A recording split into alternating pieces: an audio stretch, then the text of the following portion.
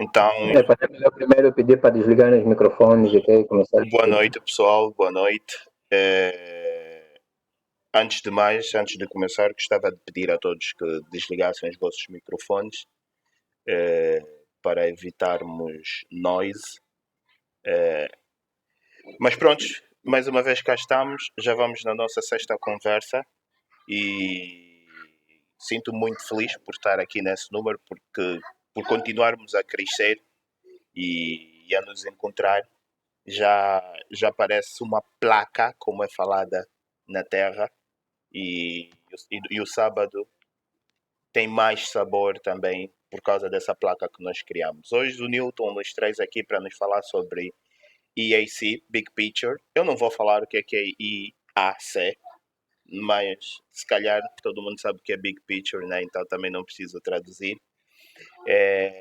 Então Newton vai nos apresentar esse tema, vai nos falar um pouquinho sobre ele, vai nos dar uma luz e explanação sobre o mesmo tema e mais uma vez estaremos nós aqui cheios de vontade para ouvir e aprender. É, para quem se junta pela primeira vez connosco para dizer que prontos, as nossas sessões, as nossas conversas são mesmo uma conversa. Na verdade, temos alguém que se predispõe a trazer o tema e partilha connosco. Portanto, sintam-se à vontade para algum momento levantar a mão, fazer um comentário no chat, deixar uma questão no chat e à medida que a sessão for avançando, o Newton ou eu, neste caso quem apresenta ou quem está a controlar a sessão, vão lá ler e vão chamar a atenção e vamos conversar, vamos adicionar, vamos dar inputs e aquilo vai.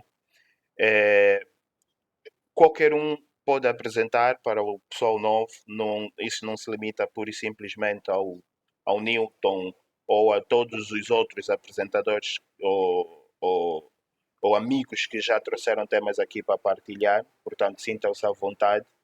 É uma abordagem técnica, são apresentações técnicas e tudo o que quiserem partilhar, venham ter com o Damásio, venham ter com o Newton, ou se calhar o Mário Pinho dá um toque, ou qualquer pessoa que está aqui no grupo e a malta consegue seguir. À medida que eu estou a falar, o Newton também está a deixar os links no site, no chat, bem dizendo. Podem correr ao GitHub, mas que eu farei isso no final da sessão. Vou-vos apresentar o GitHub, onde farei um walkthrough para vos mostrar os passos que vocês podem seguir, para ver como se tornar um talker e vir cá falar conosco, onde encontrar material sobre as sessões anteriores. E para a sessão de hoje, o Newton, em conversa, me disse que não precisa ter, vocês não precisavam ter sensibilidade a nenhum tema, isso é, nenhum conhecimento era necessário, por simplesmente uma mente aberta para ouvir e, e, e receber informação, porque vai ser um conhecimento muito straightforward. Então, sem mais delongas, Newton, eu vou parar de partilhar e está à vontade para ligar o teu micro e começar a falar. Boa, Damásio, obrigado. Mic ligado, câmera também. Só para me apresentar aí ao pessoal novo. Para quem é novo, para quem participa pela primeira vez, eu sou o Newton Costa. Esse é o meu nome e todo o resto que virem falar de mim é simplesmente um elogio. Yeah. Hoje estou assim meio lazy porque tive um dia muito cansativo, passei o dia todo fora. Yeah, então, se me virem a bocejar, perdoem-me. Estou aqui a fazer um esforço enorme para ter essa conversa boa, amena e agradável. O tema que eu trago hoje é daqueles temas que não se esgotam em uma hora. Yeah, gera conversa, questões são novas, então, o pessoal também tem estado a explorar e a estudar sobre. Então, o que eu trago aqui basicamente é uma visão geral, a big picture que eu chamo, né? Então, basicamente é isto. Vocês conseguem ver a minha tela? Conseguimos, conseguimos. Ok, boa. Basicamente, vamos ver aqui algumas práticas de aprovisionamento automático de infraestrutura, de TI, é importante falar, antes que alguém pense que é infraestrutura de, sei lá, de construção civil, alguma coisa assim. Yeah. Pronto, chamo aqui parte 1 porque eu prevejo mais sessões sobre o tema. Como eu disse, o tema não se esgota em 1 hora de conversa.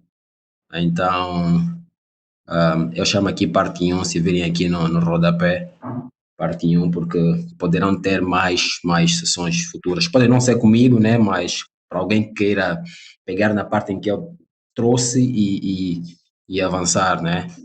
E trazer mais tópicos para frente. Então, muito obrigado pela vossa participação hoje. Estejam comigo, eu estou com vocês também e vamos conversar. Essa é a agenda que eu trago para hoje. Tentei ser enxuto para enquadrar tudo em 1 hora.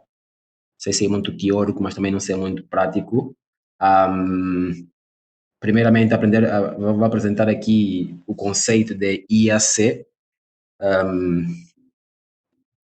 Em seguida, um workflow daquilo que é o IAC. O Damas hesitou em falar o que é IAC, mas obviamente isso é uma buzzword que para quem está no mundo da TI hoje e tem pesquisado e tem lido, sabe.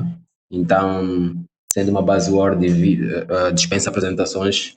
Em workflow, vamos ver basicamente como é que funciona as ferramentas, ou seja, como é que o conceito se torna prática, não é? Como é que a teoria se torna prática para trazer resultados da infraestrutura, né? Que é o aprovisionamento ou configuração. No quarto tópico, eu trago aqui algumas referências de ferramentas de Continuous Configuration Automation, são ferramentas que permitem colocar em prática ou executar as atividades deste conceito de IAC, né? Então, são ferramentas que são concebidas para este fim, aprovisionamento e configuração de novos ambientes ou ambientes existentes. Vamos ver um bocadinho dos benefícios também da prática, e depois, no final, vamos ver 2 demos daquelas ferramentas que eu vou aqui mencionar. Vou selecionar 2, já selecionei 2 na verdade, que eu tenho estado também a explorar um bocadinho, a ler.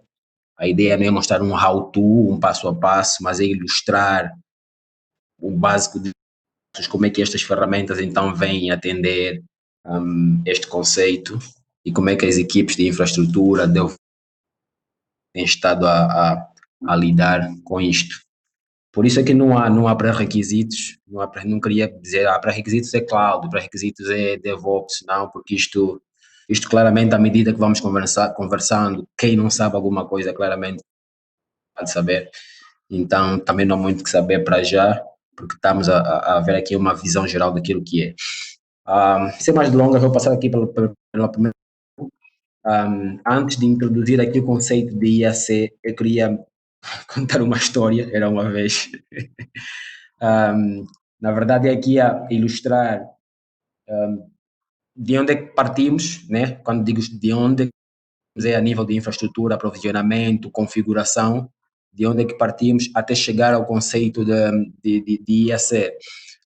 Bare metal é o termo em inglês que significa os computadores físicos, as máquinas físicas que normalmente são colocadas nas racks, nos data centers, nos antigos CPDs e por aí fora. Como sabem, antigamente o crescimento da infraestrutura era um bocadinho limitado, né? Sempre que quiséssemos mais capacidade de processamento, a necessidade passava-se por comprar novo hardware, né? Nova máquina, ou novo disco físico, tudo físico, e isso levava algumas semanas a se comprar um novo servidor. Também não havia tanta pressão assim no que toca à instalação e configuração do SEO, porque as necessidades do negócio, as exigências dos clientes não eram tão fortes como hoje, não eram tão eminentes como hoje, então era aceitável. Depois daí, depois de comprar o Bare Metal, o servidor físico, era seguido uma checklist, para instalação e para configuração do sistema operativo, uma checklist longa, e para quem trabalhou como suporte, para quem trabalhou como técnico de operações sabe, então é uma lista muito longa. Para quem também fez engenharia informática ou ciência da computação, teve cadeiras como um, a, alguma coisa como aplicações que montávamos alguns laboratórios na escola e tínhamos que passar com um disco em cada um dos computadores. A administração de sistemas e Administração de sistemas, que tínhamos que instalar os serviços Windows em cada uma das máquinas, né, com um disco na mão, passar em cada uma das máquinas físicas e ir por aí instalar. Isso levava tipo 3 aulas, uma semana e por aí fora. Pronto, então este foi a primeira fase, a fase embrionária, e hoje ainda é realidade em muitas empresas, né? Ainda é realidade. Isto aqui não vamos dizer que hoje já não se faz, mas ainda se faz. Ainda se faz. Depois daqui, então, surgiu uma nova onda de virtualização, em que continuamos a ter computadores potentes, bare metal, computadores físicos, mas, no entanto, com vários computadores dentro, né, com vários servidores dentro do mesmo servidor.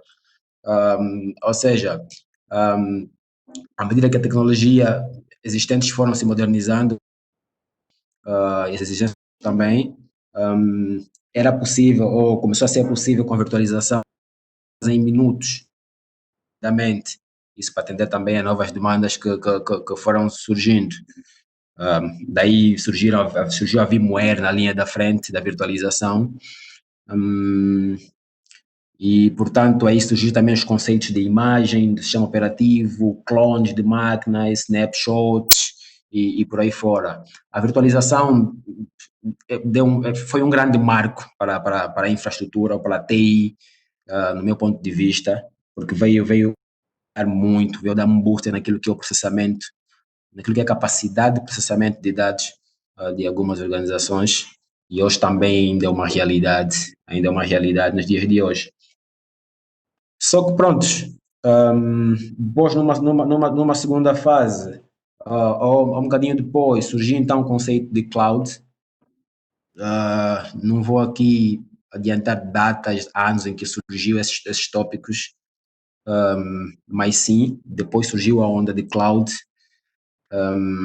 As próprias práticas de virtualização na altura, depois o advento da cloud em si, forçaram de certa forma um outro nível de automação, né? E aí as empresas pensaram e decidiram sim dar um passo avante e foi surgindo então o conceito de cloud.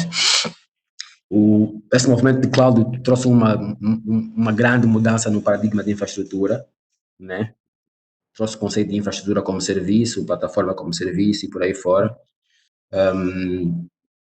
E com a infraestrutura como serviço na cloud, nós temos a possibilidade de escalar para cima, escalar para baixo, de acordo com o pico de carga, né? Ao contrário de possuirmos hardwares ociosos que estão ali sem carga, mas que estão mesmo ali a consumir energia, espaço. Pronto, então esse leque de oportunidades que a cloud trouxe e esse dinamismo influenciou de certa forma no surgimento de práticas que visam automatizar o processo de aprovisionamento de maneira confiável e robusta. Porque ainda assim, na cloud, imagino que pretendamos configurar ou definir um novo ambiente aplicacional, teremos que ir lá na consola e criar todos os artefatos da infraestrutura de forma manual. Então, este dinamismo e o mundo agile em si obrigaram, esforçaram, influenciaram de certa forma a dar um passo mais avante naquilo que é o aprovisionamento, naquilo que é a automação em si, tornar a coisa mais simples para as equipas, mais simples para as empresas, mais transparente, mais robusta e menos propensa a erros, né? E menos propensa a erros. Foi daí então que surgiu o conceito de IAC, que nada mais nada menos é infraestrutura as code. Alguns autores chamam a infraestrutura from code, né? Porque é uma infraestrutura que provém do código, que é criado a partir do código, e isso vamos ver mais para frente.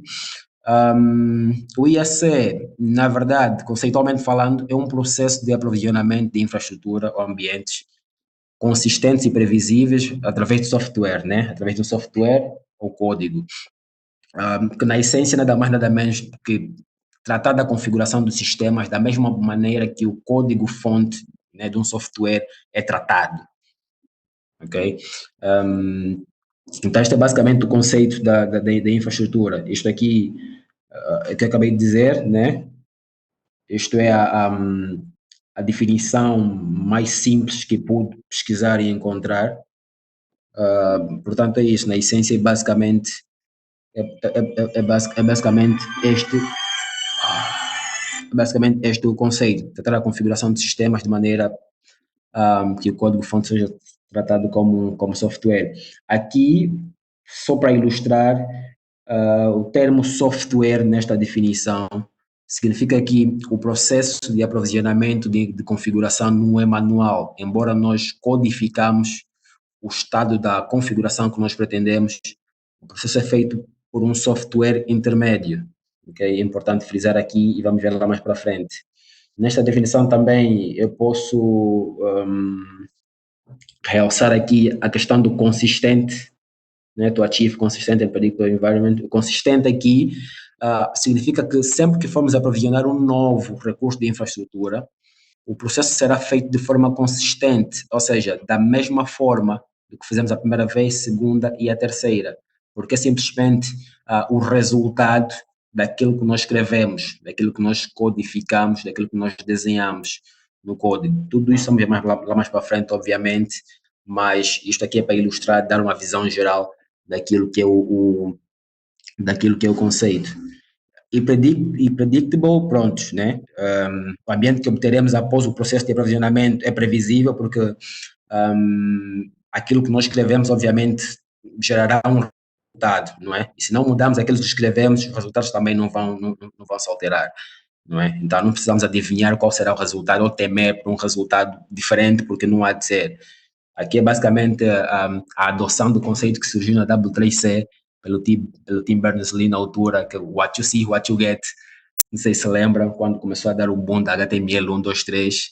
Aqui basicamente é what you see, what you write is what you see, né? Desculpa lá o meu inglês malaico, mas é basicamente isso. Aquilo que tu escreves é aquilo que tu vais ter como retorno e não há voltas a dar.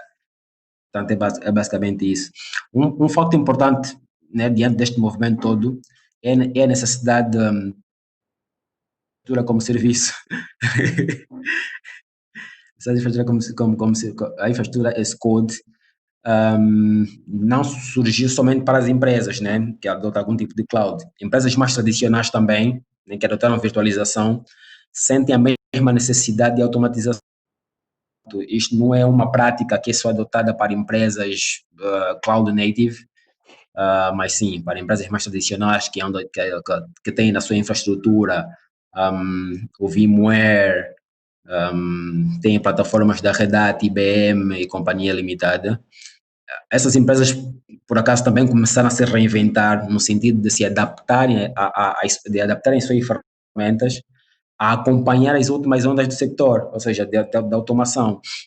Porém, as ferramentas dessas empresas não têm sido projetadas especificamente para infraestrutura as code. Ainda é tudo muito GUI-based, é tudo muito next, finish. Até automatizam as coisas, mas no modelo next, finish.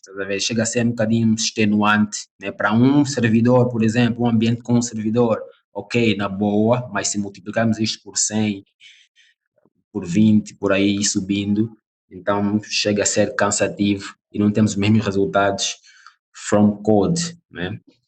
Mas quando você faz um ajuste no modelo, essas ferramentas não possuem um registro rastreável, por exemplo, né? Como é que esteve, como é que foi a nossa infraestrutura antes do estado atual, não é? Então, dificilmente compreendemos as alterações que foram feitas. Então, é daí que reside a grande diferença e o grande boom do conceito e das novas ferramentas da infraestrutura como serviço. Então, pessoal, isto aqui é basicamente uma grande introdução, conceitualmente falando, daquilo que é infraestrutura como código, né? Isto aqui é o que eu acabei de falar, what you see, what you get. Então, como é que tudo isso funciona? Como é que este conceito depois é colocado em prática? Quais são as ferramentas? Quais são as práticas? Onde é que tudo começa? Então, para que eu tenha uma infraestrutura construída, ou como é que eu aprovisiono, atualizo a minha infraestrutura já existente, minha infraestrutura on-premise ou cloud já existente, a partir de código, como é que eu consigo levantar uma nova instância de um servidor aplicacional, um servidor de base de dados, from code, qual é o workflow, qual é o fluxo, que normalmente a IAC traz aqui. Basicamente, essa é uma visão geral daquilo que acontece, daquilo que são as práticas. Tudo começa com, aqui o termo developers, na verdade, surge pelas equipes de DevOps, né? Numa equipe de DevOps ou numa equipe Agile, todos são developers. Mas basicamente tudo acontece com uma configuração, né? Ou seja, nós configuramos aquilo ou a ideia ou o desenho geral daquilo que é a nossa infraestrutura, né? Se formos criar uma infraestrutura from scratch ou ou se pretendemos fazer alguma alteração de um asset já existente, né? Como é que nós pretendemos que a nossa infraestrutura esteja depois de aplicarmos este código? Quais componentes vai ter na infraestrutura nova? Tudo isto é definido num ficheiro de configuração. Por isso é que aqui entra a questão S-code, ou seja, nós escrevemos a partir de um certo código configuração, mas isto não é basicamente aquele hard coding como nós temos visto nas linguagens tradicionais. Normalmente os códigos são construídos por cima de uma DSL, né, de uma Domain Specific Language, como JSON, YAML, a própria HashiCorp Configuration, todas essas linguagens servem de base para algumas ferramentas, né, para a criação das configurações ou para a criação da nossa infraestrutura as code, né? Basicamente por aí. Portanto, esses códigos escritos em DSL normalmente são machine readable, né? Como as DSLs permitem, o que quer dizer que quer Windows, quer Linux estão preparados para ler estes ficheiros e gerarem algum resultado por intermédio de um software, como vimos ali na definição. Nestes ficheiros contém todas as propriedades, né, de configuração para o estado desejado da nossa infraestrutura. Imagine que eu tenho um servidor existente e eu quero instalar o Apache, depois não abrir na porta default que é 80 e abrir na porta 81 e por aí fora. Então eu defino tudo isso, esse code, não é? Defino tudo isso, esse code. Ou seja, a ferramenta que eu vou adotar para este processo, né, já me traz um conjunto de possibilidades para então atingir a este estado desejado da minha infraestrutura. Então, basicamente é assim que funciona. E pronto, mesmo não sendo um expert daquilo que está a se configurar, mas conhecendo bem o processo e a ferramenta, claramente conseguimos. Por quê? Porque as ferramentas existentes hoje, nós podemos escrever a nossa configuração de duas formas, de forma imperativa, né, ou de forma declarativa. Se eu não conheço basicamente aquilo que é a minha infraestrutura como um todo, né? Posso ser mais imperativo no sentido de dizer passo a passo, detalhadamente, como é que as coisas devem ser. Ou seja, eu explico à máquina que eu quero atingir e como eu quero atingir. Para quem tem um background de programação, sabe basicamente a diferença entre as duas. Já a forma declarativa, não. A forma declarativa, eu sei que a ferramenta é inteligente e tem plugins ou tem recursos que me permitam manusear a minha infraestrutura. Então, digo simplesmente qual é o estado da minha infraestrutura. Eu quero configurar um servidor web Apache e prontos. Então, ele vai fazer essa instalação com tudo default, com tudo aquilo que é by default. Ou seja, eu não expliquei se vai abrir porta X, depois se vai dar permissões na pasta 663, não. Eu não sou imperativo, eu declaro o que eu quero atingir e toda a mágica acontece lá atrás por intermédio de software que usamos por intermédio. Esses ficheiros de configuração normalmente são versionados, porque a ideia é esta, a ideia é termos a nossa infraestrutura documentada e versionada. Eu consigo saber qual foi o estado da minha infraestrutura antes e depois da aplicação de uma nova configuração, eu tenho tudo isso rastreável e eu posso versionar a nível de um SCM e partilhar também com a equipa e não só. Depois daí, esta configuração tem que ser aplicada, ou seja, eu tenho que definir um target na minha infraestrutura a aplicar esta configuração. Neste exemplo hipotético que eu estou a dar de instalar um servidor de aplicação, eu tenho que já previamente saber, ok, qual é o servidor na qual vou instalar este servidor aplicacional Apache, qual é a VM, ou qual é o container, qual é a instância em cloud na qual eu quero torná-la um servidor aplicacional, né?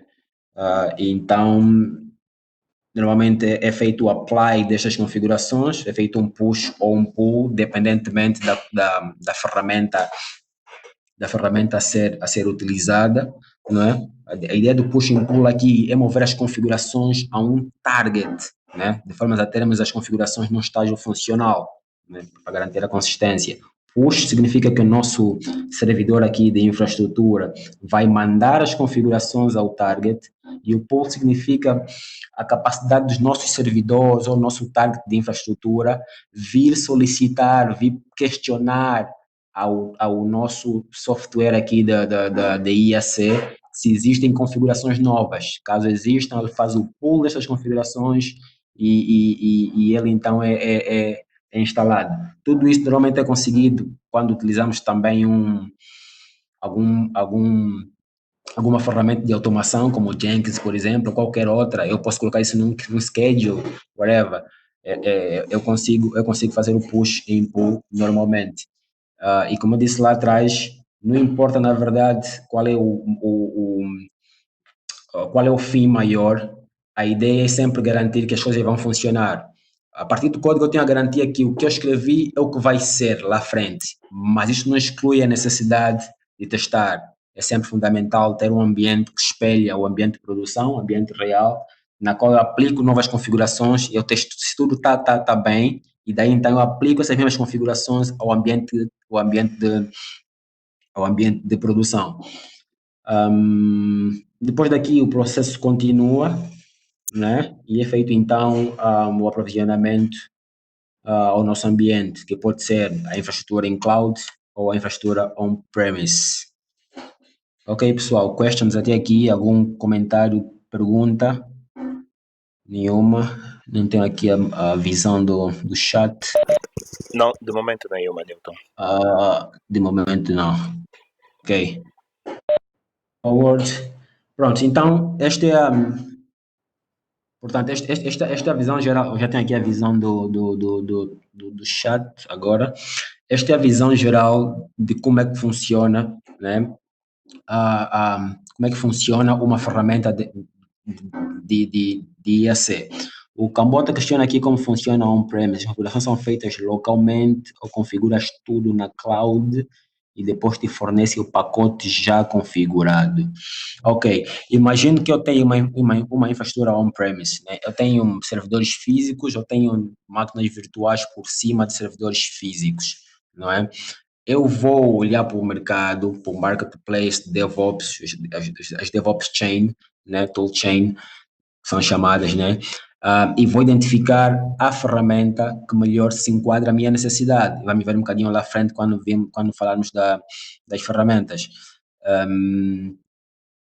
Eu olho e identifico uma ferramenta que me permita ou que atenda às minhas necessidades, que é fazer configurações remotas de um ou em vários servidores ao mesmo tempo. Eu olho e analiso as ferramentas, os pros and cons, as vantagens e desvantagens que cada uma tem, e eu normalmente instalo na minha infraestrutura local, por exemplo, né, se eu quiser.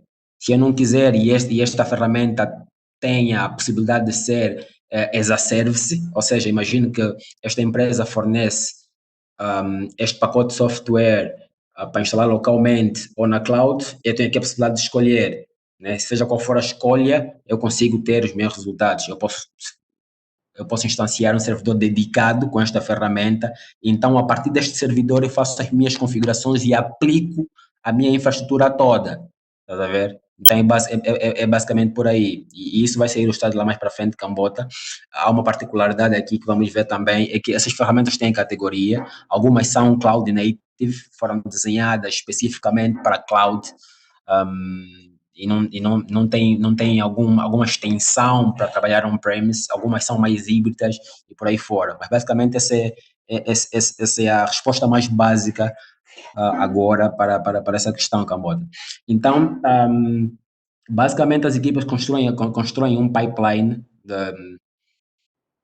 de configuração, né, que segue basicamente este fluxo aqui. As configurações são versionadas, e depois é feito ou não, opcionalmente, um build dessas configurações a partir de um CI automation. Essas configurações são testadas previamente, né, no ambiente de staging.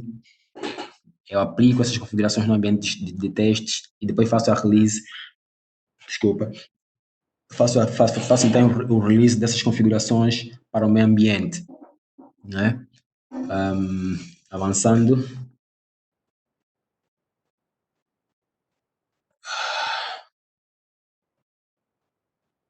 Ok, aqui ilustro basicamente todos os assets, né? Basicamente alguns assets que podem ser manipulados com uma ferramenta de IAC, né? Pode ser desde aprovisionamento de mais capacidade de CPU, memória RAM, storage, servidores aplicacionais, configurações de rede, quero abrir um novo porto, quero fechar todas as portas XYZ nos 200 servidores que eu tenho da aplicação X. Eu quero aplicar as configurações a switches, routers. Então, tudo isto é manipulável via código. Não há aqui uma limitação, não, que eu só posso instanciar novos servidores, eu só posso instalar servidores aplicacionais, servidores de base de dados. Não há esta limitação. Sobretudo quando falamos em cloud, não há esta limitação, porque os próprios providers dão esta flexibilidade aos clientes. E atualmente há um movimento que está a surgir que é o self-service, né? As infraestruturas normalmente, como têm muita demanda e muitas vezes perdem-se ou não têm capacidade de resposta de imediato pela demanda que as equipes internas solicitam, né? São vários pedidos por dia, vários tickets, novos servidores, novas configurações e por aí fora. Então, normalmente as equipes de infraestrutura criam políticas de self-service, que é basicamente criar uma pool de recursos e distribuir esta pool de recursos ou distribuir essa pool de recursos ou dividir para cada um dos clientes. Imagina que temos direções internas, unidade de negócios, e esta pool é dividida. Ok, vou dar 20 teras de storage para a unidade de negócio X, X de CPU e X de memória. E depois com uma interface super amigável, né, que não exige muito conhecimento técnico, os técnicos daquela unidade de negócio podem naturalmente adicionar mais capacidade computacional nas suas próprias máquinas e nas suas próprias aplicações. Ou seja, tudo isso para diminuir a carga da infraestrutura. E essas ferramentas ajudam muito nesse sentido, né? Porque a infraestrutura já define templates prontos, já define códigos prontos lá atrás, né? O próprio cliente nem precisa dominar YAML, não precisa dominar JSON, por exemplo, e numa infraestrutura por cima daquilo que é o back-end, né? O código escrito, esses clientes então internos conseguem rapidamente instanciar ou aprovisionar novos recursos, né? Esta imagem ilustra o conceito de push and pull, né? De push and pull, em que no push o próprio servidor de deployment, na qual temos a nossa ferramenta de IAC, faz o push das configurações no target, nos targets existentes, e o pull, então, no sentido inverso, é o próprio target, né, o próprio servidor, a vir questionar se tem uma nova versão do Apache, se tem uma nova versão do MariaDB e por aí fora. Normalmente é feito a partir de um agent que roda na máquina, que em tempos vai para o servidor principal de deployment ou de configuração, né? E checa se a configuração de volta. Para quem é antigo no Windows, conhece o SCCM, acho que System Center Configuration Management, se não estou em erro. Funciona um bocadinho assim, né? Aplicam várias políticas às máquinas do ambiente e por aí fora. Alright, questões até aqui. Deixa eu ver aqui no chat, nenhuma.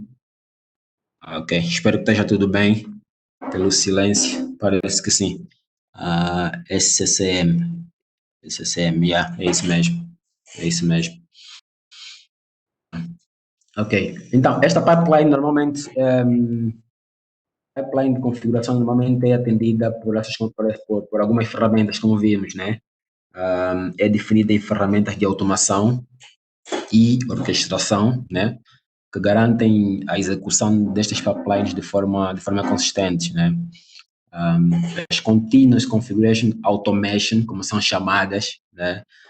Basicamente são frameworks programáveis, e isto cai muito da tua questão, Gambota.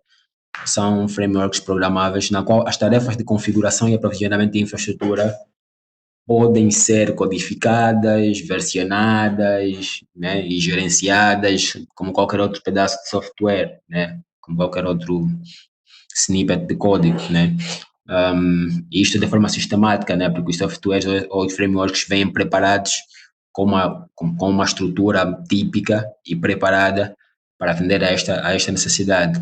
Isto também dando visibilidade ao estado da infraestrutura, ou seja, a todos os intervenientes do processo é dada uma visão geral de como está a infraestrutura, né? Porque a partir do código, depois, quando aplicado a um target, é gerado normalmente um grafo, é gerado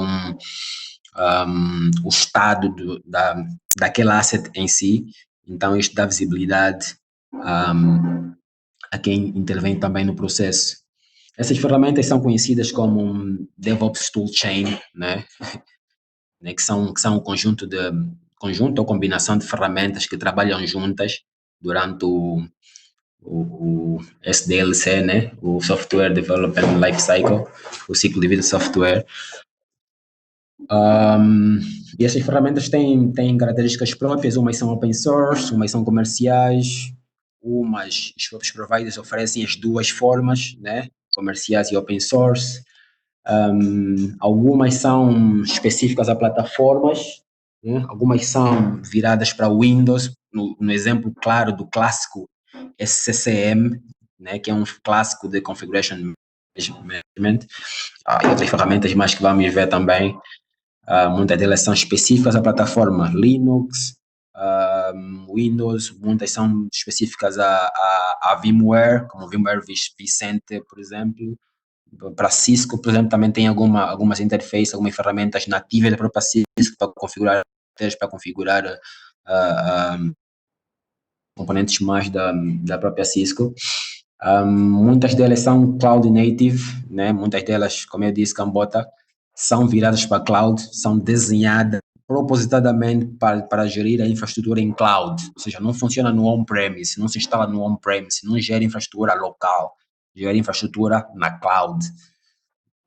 Algumas são híbridas, conseguem naturalmente gerir os dois lados também.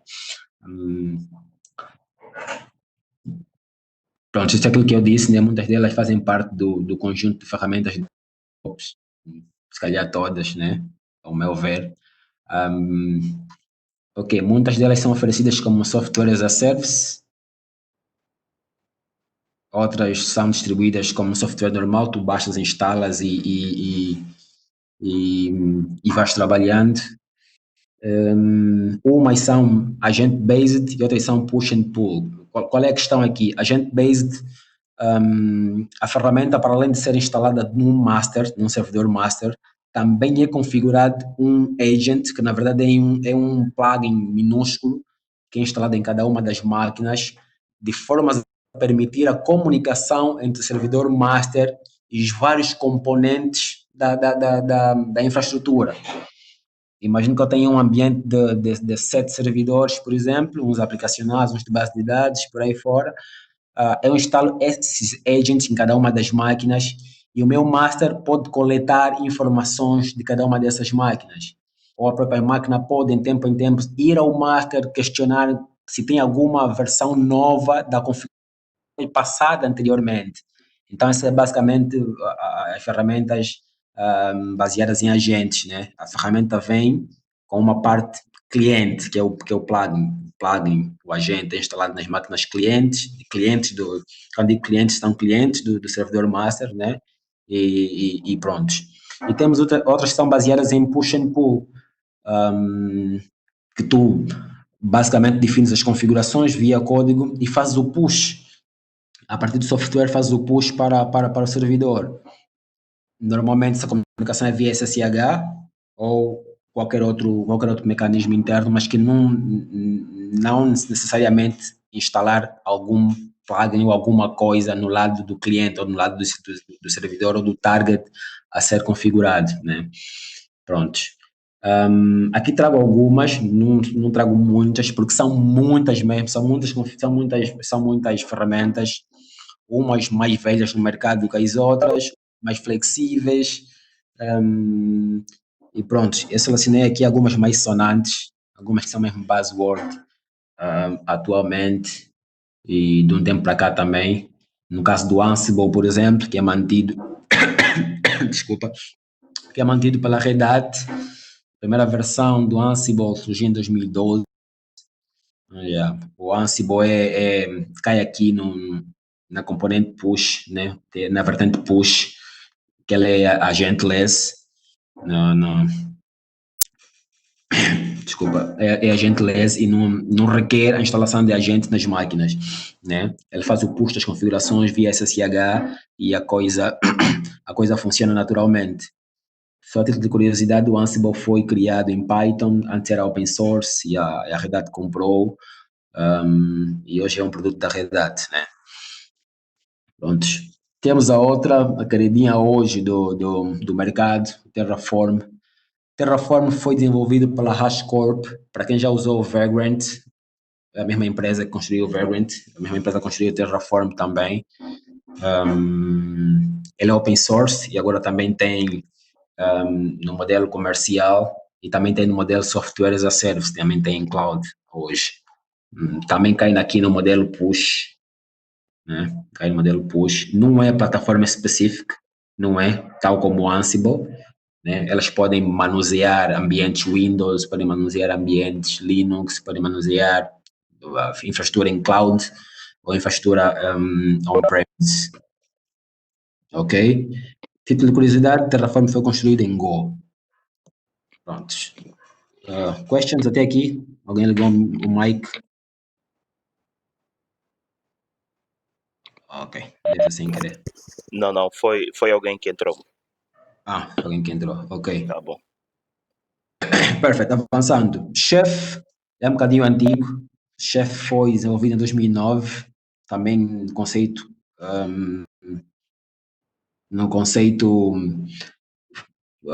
open source, né? Open source. O Chef também é agent-based, não é agentless, mas é agent-based, ou seja, requer que os clientes tenham algum plugin instalado, né? E o Chef foi construído em Ruby, né? E mesmo a configuração, ou seja, a definição da configuração é feita em Ruby, que acaba sendo um bocadinho exigente para quem vai manuseá-la, né? Ou seja, requer que o técnico de operações ou a equipe domine do Ruby, né? Ruby não é uma DSL, então o aprendizado é um bocadinho mais pormenorizado. SaltStack também está aí a fazer um monte de barulho. Foi desenvolvido em 2011, cai no conceito push and pull. É agentless também e foi desenvolvido em Python. Por curiosidade. O Puppet também é antigo, acho que é o mais não é mais antigo não, mas o Puppet a primeira release foi em 2005. Ele é pull and push também. Não me lembro em pesquisas como é que é feita a configuração, qual é a linguagem, qual é a DSL que ele tem. Se alguém sabe, pode colocar aqui no chat, mas não vi nada sobre. E ele foi desenvolvido em Ruby. Eu acho que também a sua configuração também é definida com o próprio Ruby, com Rails. Ceph Engine também é muito antigo. Primeira versão, 1993. Também cai aqui no conceito de pull, um push. É open source, também é commercial, tal como Terraform, e por aí vai. Pronto, basicamente eu selecionei estas 6 ferramentas, né, para esta categoria, né? Obviamente que existem mais, se googlarem vai encontrar muitas mais, podem pesquisar também a vantagem que uma tem sobre a outra e por aí fora. Tem algumas cloud native, ou seja, os próprios providers de cloud desenvolvem ou desenvolveram para atender essa demanda ou essa necessidade para as suas próprias clouds, né? Ou seja, permitir que as equipes ou as empresas que adotam as suas clouds intervirem menos com a consola Next Finish e mais de forma automatizada. Então, quando começou a surgir essas ferramentas lá atrás, são mais antigas, muitas surgiram antes mesmo do movimento cloud. Quando a cloud começou a surgir, né, os próprios providers preocuparam-se então em trazer este conceito também internamente nas suas clouds. Falo, por exemplo, do AWS CloudFormation, que foi desenvolvido especificamente para atender a necessidade do aprovisionamento e manutenção da infraestrutura da AWS. O Google também tem a sua ferramenta, o Google Cloud Deployment Manager, GCDM, como eles chamam. E a nível do Azure, nós temos o Azure Automation também. Estas 3 são cloud native, só funcionam nas suas clouds, né? Não sei se os outros desenvolvimentos já permitem. Eu vi que há aí um movimento, depois de transformar o CloudFormation também em atender outras demandas. Não sei a que ponto vai isso, mas sim, as 3, cada uma delas é virada para a sua própria infraestrutura em cloud, AWS, GCP e Azure. Okay? Existem a OpenStack, existem o Foreman, existem outras, né? Outras mais que depois podem sempre pesquisar. Há umas que são plataformas específicas, tipo o SCCM que já vimos, o VMware vCenter, né? Configuration Manager, por aí fora. Fatores a considerar em caso de adoção. Newton, essas ferramentas de facto são interessantes. Como é que eu faço para escolher uma? Qual é a diferença entre uma ou outra?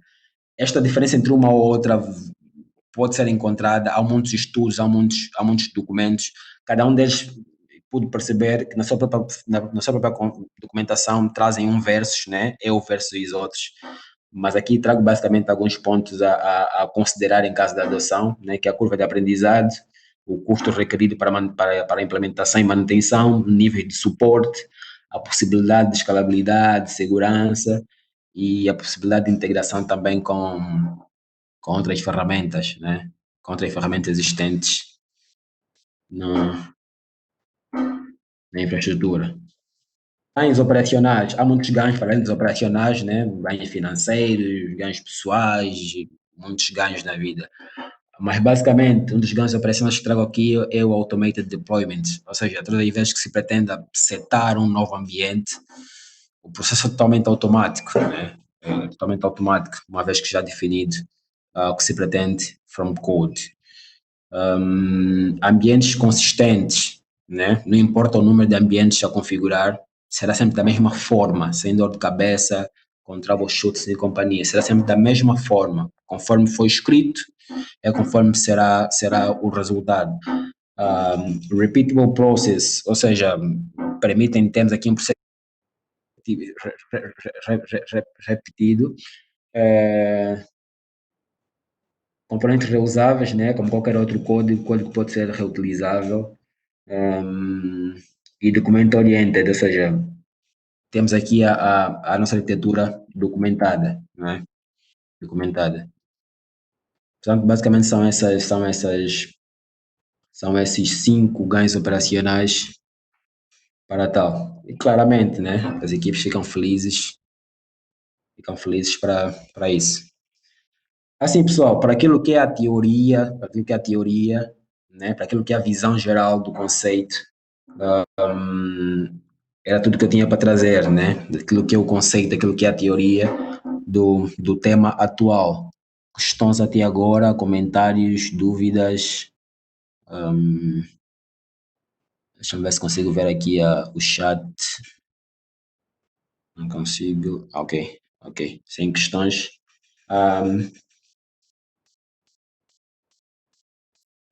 Passando aqui para as demos. Eu vou fazer uma demo agora com Red Hat Ansible, né? E trago aqui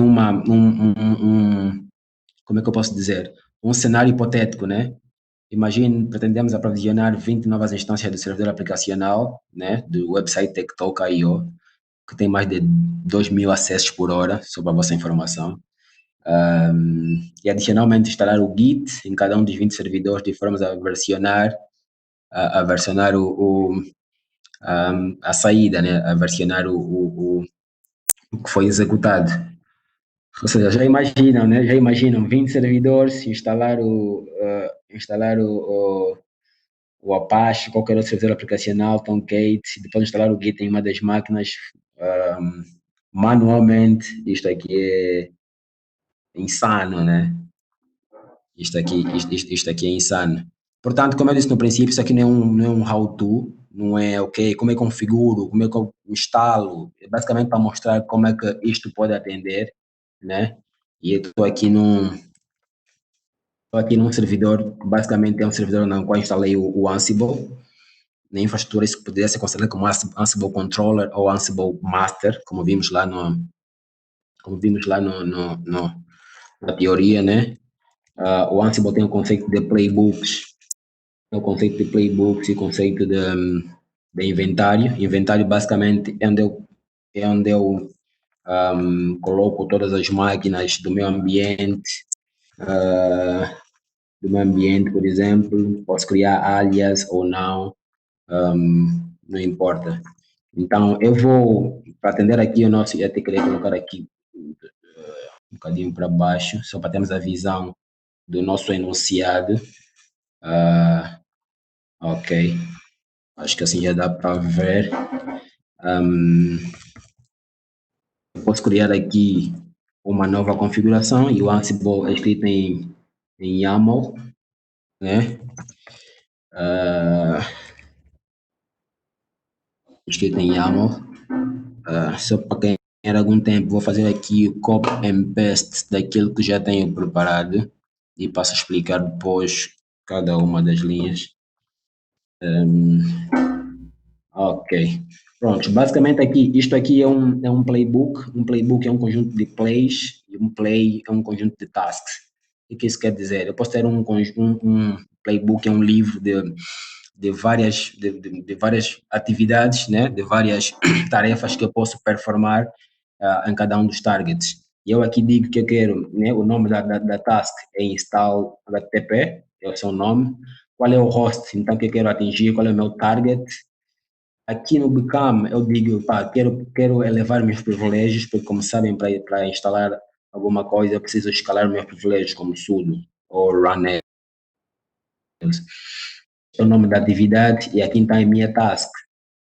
Eu aqui utilizo, normalmente, o Ansible tem um conceito de modules, e eu utilizo aqui o módulo YAM, no qual eu digo quais componentes, então, a instalar, ou seja, quais pacotes eu tenho a instalar e qual é o estado, né? Eu defino o estado. É quem está dizendo no YAM como é que como é que instala, se faz o quê, né? Eu aqui estou a ser declarativo. Instala o HTTPD, instala o Git nesse estado. Estado presente significa instalar. E depois aqui define uma outra task que é instalar, que é basicamente, depois de instalar, subir o servidor Apache, né? State, started, enable, yes. Ou seja, startar e habilitar. Aqui não digo como é que vai startar, eu não sou imperativo, sou declarativo. O meu target, ok, feito isso, eu vou salvar isto aqui e vou executar, por exemplo, Ansible Playbook, e lutar em Playbook. test.yaml.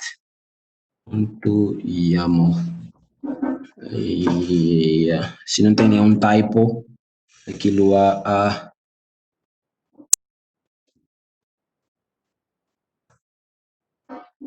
de funcionar. Este é um cara aqui de lado. Podemos ver que ele não tem o HTTP instalado, né?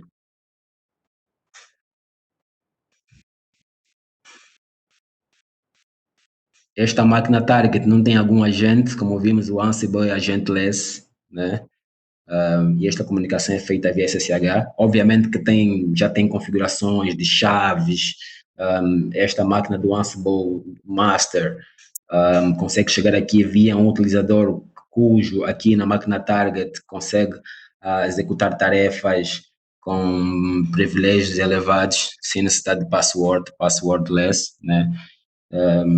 E pronto. O que ele está fazendo aqui basicamente é executar as atividades que eu fiz aqui, que eu escrevi aqui, então está a performar nesta máquina. Então está a fazer o push, né?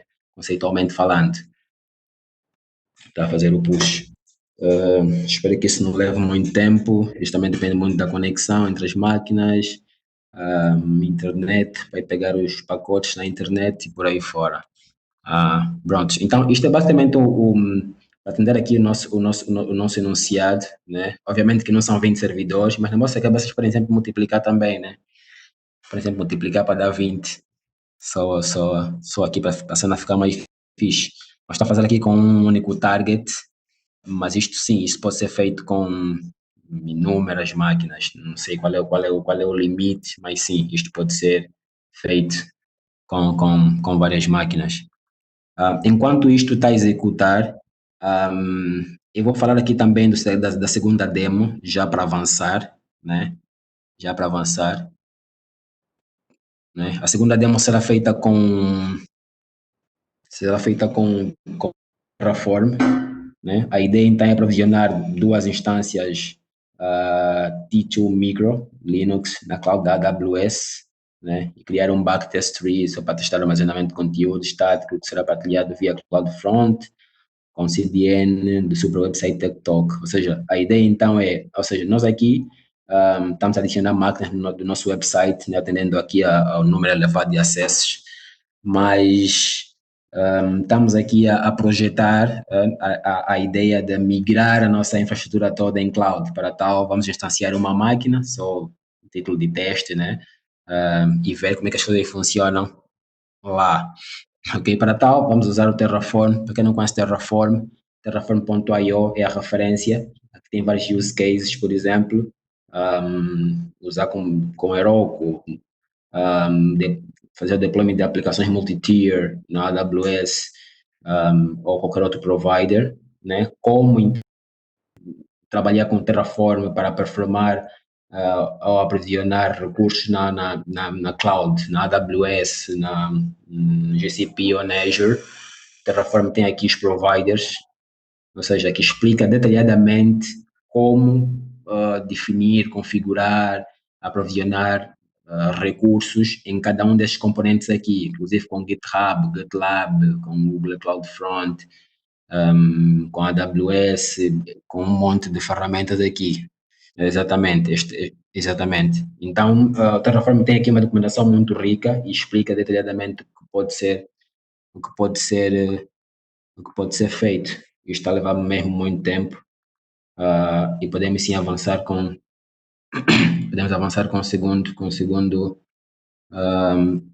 a segunda demo. Vou então abrir aqui a segunda demo. Para tal, eu tenho o Terraform já instalado na minha máquina também. Qualquer referência ao Terraform, o website está ali e podem sempre também explorar. Eu vou abrir aqui num instante.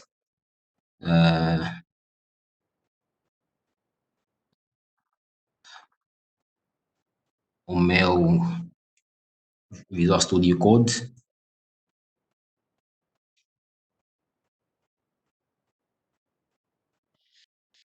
Ok.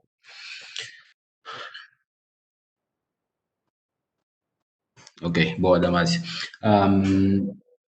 Portanto, isto aqui, eu criei um projeto na Terraform para atender então o nosso segundo requisito. A ideia então é criar uma nova instância na AWS, não é? Do tipo T2 Micro.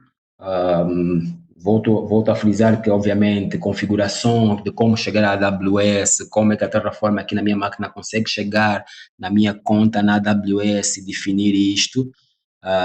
Tudo isso já foi feito e quem quiser saber mais pormenorizadamente tem o link e tem a mim também para então saber mais sobre. Vou só logar aqui na minha conta. A password é password com P minúsculo. No lugar do A é um arroba. Um arroba, sim, No lugar exatamente. do O é um zero. Tá bom? Para quem quiser. Exatamente. E aí, o P maiúsculo, já só para dar um bocadinho mais de complexidade. Ok. Yeah.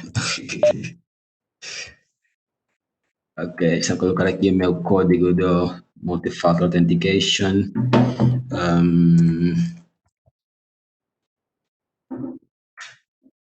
O código do Spiro, 84 164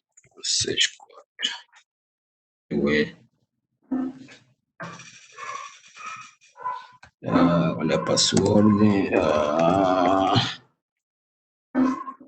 Ok, foi gerado um novo código 85. Isso passa tão rápido. Para quem já usou o Google Authenticator, os códigos passam mesmo rápido. Se não fores rápido, ele gera um novo e, e pronto. Tem que ser mesmo rápido. Ok.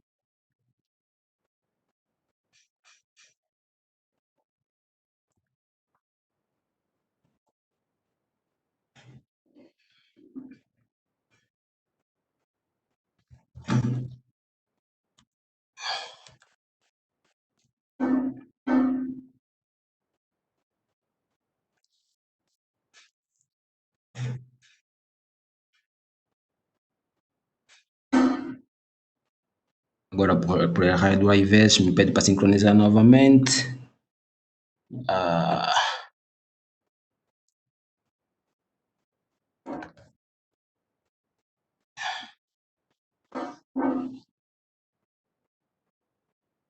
5, 6, 6.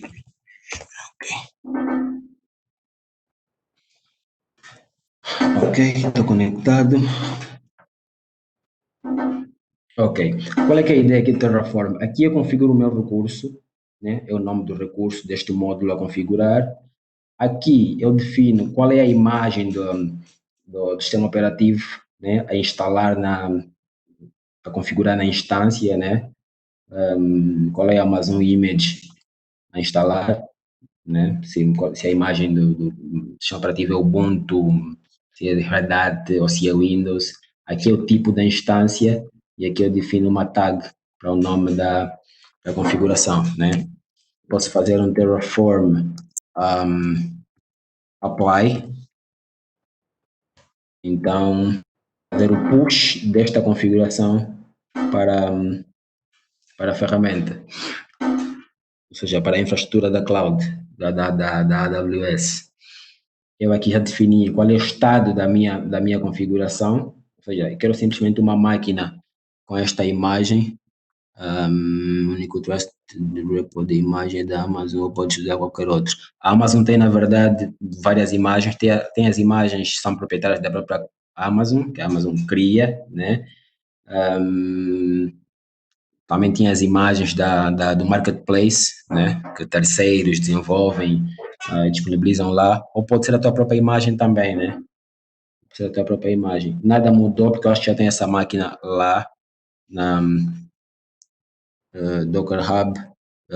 Não, com Docker é uma outra vertente. Eu aqui estou a aceitar uma VM, né? Estou aqui a aceitar uma VM, e a VM precisa de uma imagem do sistema operativo, propriamente. Não, não propriamente para o Docker, porque isso não será um container, será uma VM mesmo. Mas se tivesse a definir ok, yeah, então é isto. Ela aqui deu o resultado, apply complete resource, zero added, zero change, zero destroyed. Por quê? Porque eu já tenho esta máquina lá, então o estado que eu estou aqui a passar, ou seja, que eu estou aqui a passar para a máquina com este nome já existe. Ou seja, a Terraform verifica que eu já tenho uma máquina com este nome e com este recurso definido no estado em que eu estou a querer passar e não faz nada, né? Não faz nada. O que eu vou tentar aqui é definir uma outra tag só para simular que eu criei uma nova máquina e faço o apply novamente. Ok, este processo terminou. Podem ver aqui a task HTTP install mudou este servidor aqui, ok? E dei aqui um ok para as três tasks. Antes rodei aqui o System Status HTTPD, não tinha nada, e agora consigo ver que foi instalado o HTTPD, foi habilitado, né? Está enabled neste momento e também está tá ativo. A segunda task era o Git, e o Git também foi instalado e está aqui a versão. Ou seja, a partir desta minha máquina master, eu pude fazer o push de configurações a esta minha máquina. Obviamente que poderiam ser 20, poderiam ser 100, poderiam ser sei lá quantas forem, até o limite que a ferramenta impõe, né? Então, é esta flexibilidade que eu tenho de fazer isto. Feito isto, cumpro então com a nossa demo, com a nossa demo do Ansible.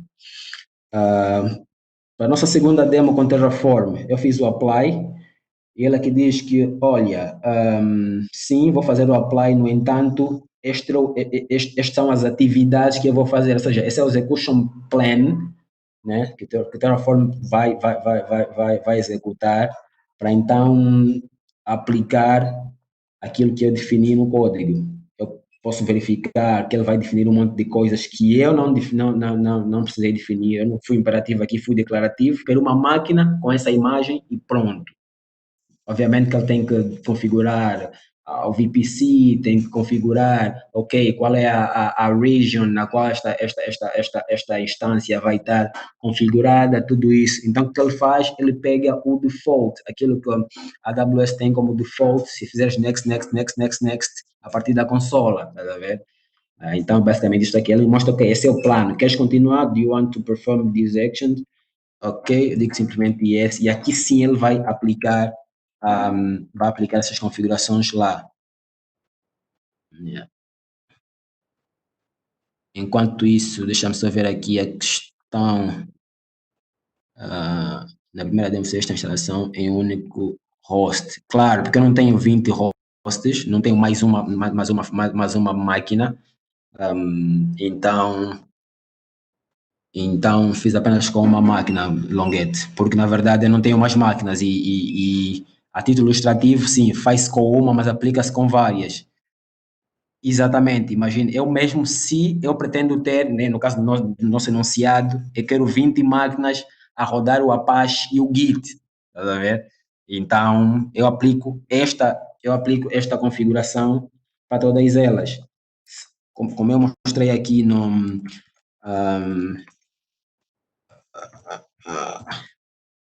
como eu mostrei aqui, esta aqui é a configuração, né, que eu defini, e eu aqui estritamente disse que estas atividades serão feitas neste host. Mas como eu disse, o Ansible tem o conceito de inventário, na qual eu coloco todas as máquinas da minha infraestrutura, né? E se reparares aqui, deixa-me só limpar isso para ficar mais claro. E se reparares aqui, eu já tenho a minha máquina aqui, a primeira, web service, e a outra máquina aqui. E eu apliquei apenas essas configurações aqui. Eu poderia simplesmente dizer, olha, Ansible, instala o Apache em todos os web servers. Eu poderia ir lá nas configurações e, em vez de colocar esta única máquina lá, colocar o grupo. Isto aqui é o grupo de servidores. E tudo que tiver aqui embaixo serão, então, máquinas consideradas como web services. E se na minha configuração aí dizer instala nos web servers, todas as máquinas aqui embaixo terão o mesmo estado daquilo que eu configurei como código. O mesmo, obviamente, acontece com o grupo aqui do de base de dados. Ok? Aqui o Terraform terminou. Se repararem, apply complete, resource added 0, 1 changed, 0 destroyed, e por aí fora, modificou, por aí fora. Eu ainda estou com alguma limitação em entrar na conta, porque eu errei várias vezes o MFA e ele está-me a exigir, que eu redefina novamente o MFA na minha conta. Eu consigo entrar com a minha conta root, obviamente não é recomendável fazer operações com a conta root default da máquina, mas sim, só para ilustrar, eu entrei com a conta root e mostro aqui então que a nossa máquina, a nossa T202 TTS23 foi instalada do tipo T2 micro, né? T2 micro. A viability zone ou a region eu não defini, eu não precisei definir nada disto, não precisei. E se olharem mais aqui para baixo, tem várias configurações que a própria AWS fez by default. Isto porque, se voltarmos para o nosso execution plan, é tudo aquilo que o Terraform me informou que vai fazer lá atrás, não é? Manualmente, eu teria que ir na consola e vários next finishes nos vários formulários, eu teria que definir isto tudo, ou não, né? Também poderia deixar default, mas tudo isto é o default em caso eu seja declarativo, como eu fui aqui, quero uma máquina e pronto. Então, ele definiu aqui, a máquina está parada, e porquê? Exatamente. Pronto, então é basicamente esta flexibilidade que nós podemos fazer. E obviamente que com Terraform eu poderia instanciar também aqui mais máquinas ou mais recursos para essa máquina. Eu poderia definir buckets do S3, eu poderia criar mais VPCs, por exemplo. Se eu tiver a usar o CloudFront, poderia configurar o CloudFront e por aí fora. A ferramenta Cloud Native da própria AWS é CloudFormation, que foi desenhada mesmo para gerir, né, para provisionar recursos aqui na AWS, mas eu optei aqui por usar o Terraform pela simplicidade primeiro, ao meu ver, e também por ser híbrido. Eu poderia fazer aqui a mesma demo para a AWS, para a Azure e para o GCP com a mesma ferramenta. Obviamente que o código seria slightly different, né? A little bit different aqui nos recursos. Por quê? Porque eu estou a usar o provider da AWS. Mas eu preciso decorar como é que eu configuro isso? Não.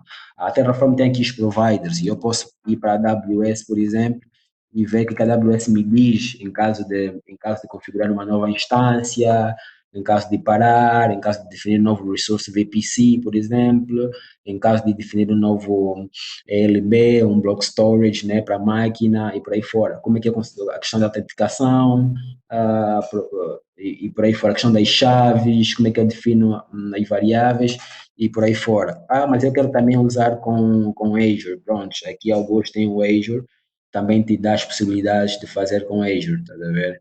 Qual é o recurso, qual é o nome, não muda muito, muda mesmo são os nomes dos recursos daqui das tags a declarar. Então, isto é para referência, ok? Isto mesmo para referência. Existem várias comparações, né, entre a Terraform e as outras ferramentas, isso já para terminar. Terraform tem aqui um menu que ele faz a própria comparação, Terraform versus other softwares, né? Terraform versus CloudFront, Terraform versus Chef e Puppet, que são as ferramentas que nós vimos lá, né? Que são as mais sonantes, né? Aqui também é feita uma grande comparação entre as duas ferramentas, CloudFormation da AWS e o Terraform. Obrigado aí, Mário Pinho, pela partilha deste link. Pude ouvir os podcasts e ler também aqui o blog, é muito show e também serve de referência. Então, pessoal, basicamente isto é feito, isto não é mágica, isto hoje está a acontecer, né? Isto hoje é prática em cada né, para as equipes de infraestrutura, é prática para as empresas que adotam que adotam essas ferramentas. Longa pergunta aqui, essas configurações podem ser feitas nos servidores em produção? Claramente,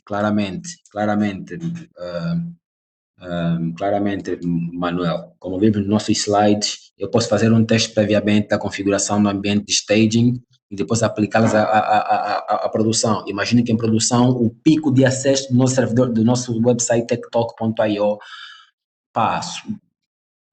saiu de 200 para 400 mil acessos por minuto, está a ver? É muita gente a querer saber de nós, está a ver? E eu preciso rapidamente escalar a minha infraestrutura, né? Imagina que eu não tenho por default configurado aqui auto-scaling, por exemplo, e eu quero configurar o auto-scaling para, em caso de pico, aumentar mais componentes computacionais, né? Mais recursos computacionais. E eu posso fazer isso e aplico em produção, zero downtime, né? Sempre garantindo aí a alta disponibilidade. Qual é a garantia de que não haverá erro algum? Eu tenho aqui vários pontos que me garantem que as coisas vão correr bem. Primeiro é pelo facto, imagine que eu estou a usar o Terraform. O Terraform já tem os plugins preparados para a comunicação com a própria AWS. Esses plugins foram devidamente testados e disponibilizados para a comunidade utilizar, ok? Depois, eu quando defino aqui a minha infraestrutura, o estado da infraestrutura na qual pretendo, aqui assim, não é? Eu estou a seguir basicamente os passos que o provider me indica, né? Como eu mostrei aí na documentação, o provider me diz, quando estiveres a utilizar o Terraform para instanciar uma máquina Linux, Windows, ok, tens que definir a imagem, o tipo da instância e por aí. Então, tudo isto é garantido, não há volta a dar. O Terraform te garante, ok, isto vai ser, isto vai ser. Por isso é que, quando executei, se reparares, ele gerou aqui o execution plan. Estás a ver? Gerou aqui o execution plan, mesmo para me garantir que, olha, tu estás a pedir isto aqui, mas eu, para além de fazer isto lá atrás, vou ter que definir tudo isto, então, para garantir que o estado que tu estás a me declarar aqui vai ser atingido. Estás a ver? Então, ele mostra-me isso, eu digo, ok, pode fazer isso e isso faz. Eu poderia fazer, por exemplo, um Terraform Validate, que validaria, ok,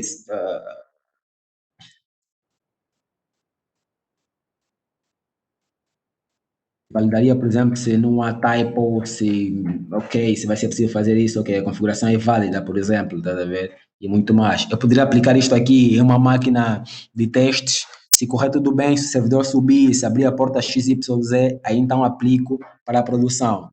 Então, só para ver a garantia de que tudo irá funcionar. Se estiveres a configurar num grupo de servidores e um dos dois deles não estiverem disponíveis no momento, qual será o resultado? Exatamente, ou seja, aqui há duas particularidades, né? E tu como equipa de infraestrutura deves garantir que o target na qual vais aplicar essas configurações um, obedecem, né? Obedecem ou estão preparados para receber aquela configuração. Neste caso em concreto, eu estou a usar uma ferramenta que é push. Eu não vou fazer o push de um objeto, né, em um target indisponível. Se eu fizer isso, o Terraform, por exemplo, vai me dizer aqui, ok, zero changed, não consegui fazer nenhuma alteração ao target, porque o target está indisponível, porque ele precisa fazer esta alteração no target quando disponível, né?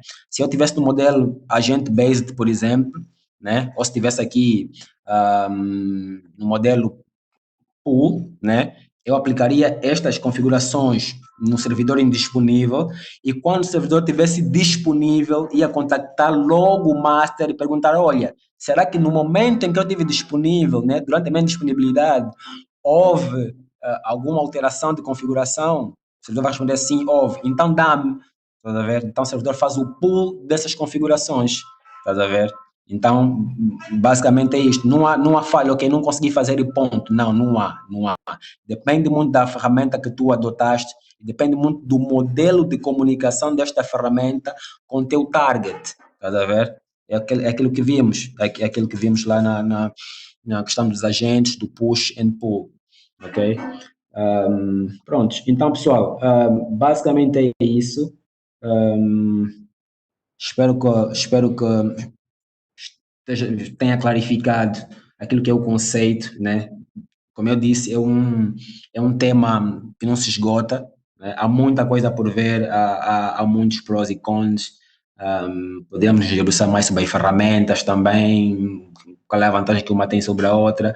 Poderíamos criar hum, mais assets, mais configurações, poderíamos configurar aqui buckets, e pronto, mas para não ser também muito extenuante numa única sessão, até porque eu disse no princípio que isso é a parte 1 e poderemos ter mais partes se concordarem comigo depois.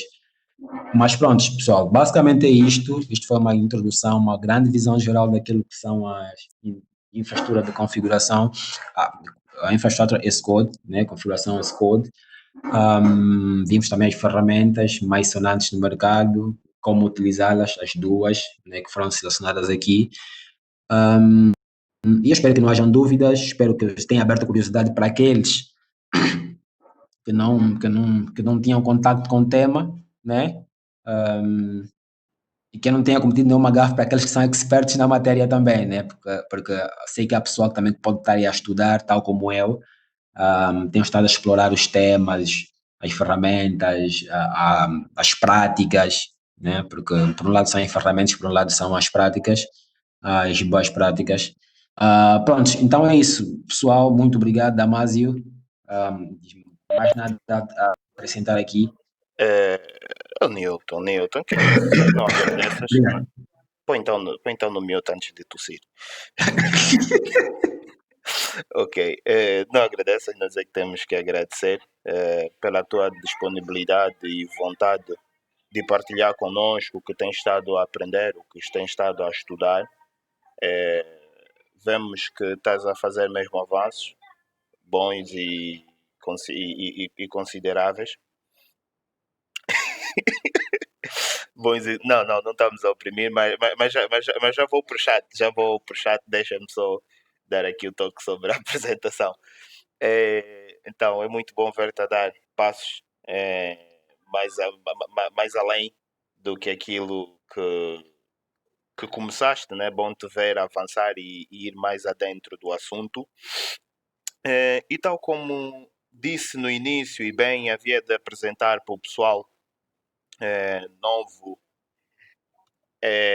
o Newton mandou logo no início da nossa conversa, enquanto eu falava, o link ou o URL para o nosso GitHub diretamente para a nossa wiki. Aqui vocês podem seguir, é muito user-friendly, o step by step de como preparar uma conversa e vir cá partilhar conosco quais os passos a seguir ou com quem falar e tudo mais.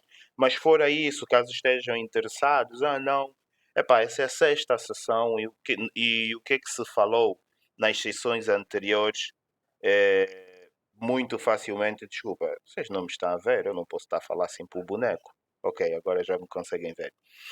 E caso estejam interessados em saber ou dar uma olhada nas sessões anteriores, aqui na mesma estrutura do GitHub, em downloads, vocês encontram aqui o título ou o nome da sessão, quem apresentou e o link direto para fazerem o download.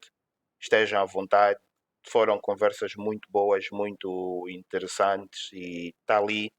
E não tarda, aqui já estará também a sessão de hoje. Nós não temos demorado na atualização do conteúdo aqui e tem sido muito bom.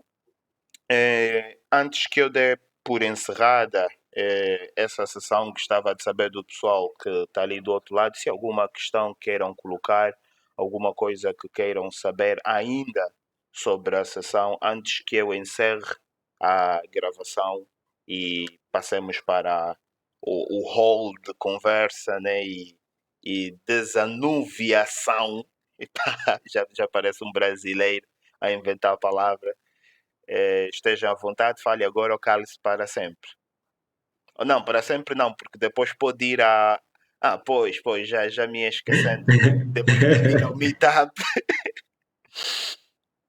Depois pode ir também ao nosso meetup, deixar o comentário, deixar dicas, sugestões, falar sobre a sessão. É bom ver a equipa crescer ou a família crescer. Pronto, temos mais gente aqui no grupo que a que está hoje na nossa conversa normal. Nem todos os dias a pessoa está disponível para estar na placa, né? E o Longuete gostou, por isso é que repeti Longuete. Yeah. Mas estejam, estejam à vontade para passear por aqui, para deixarem comentários, sugestões. Nós entendemos que ainda há muita coisa para melhorar, estamos no início, essa é a nossa sexta sessão, já não somos tão iniciantes, né? Já, só para vocês terem noção, começamos as sessões numa outra plataforma e agora estamos com WebEx. Isso porque fomos melhorando, fomos notando falhas e estamos sempre a melhorar. E uma vez que vocês estão aqui conosco, já vos consideramos família Tech Talk, então estejam super à vontade para deixar sugestões, comentários e para falar sobre essa sessão, né? O que foi bom, positivo, negativo, para ir ter direto com o Newton, pegar mais informações, partilharem mais conhecimento diretamente e ou trocarem mais impressões. Bom, uma vez que ninguém diz nada, pronto, tem aqui algo no chat, deixa-me cá ver. São felicitações para o Newton. E sim, tosse nos dias de hoje é para desconfiar. Epá. Será que é o mais um que o Covid-19 ainda não contou?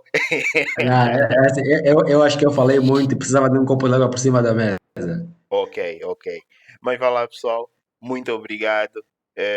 Eu vou parar de gravar em 3, 2, 1.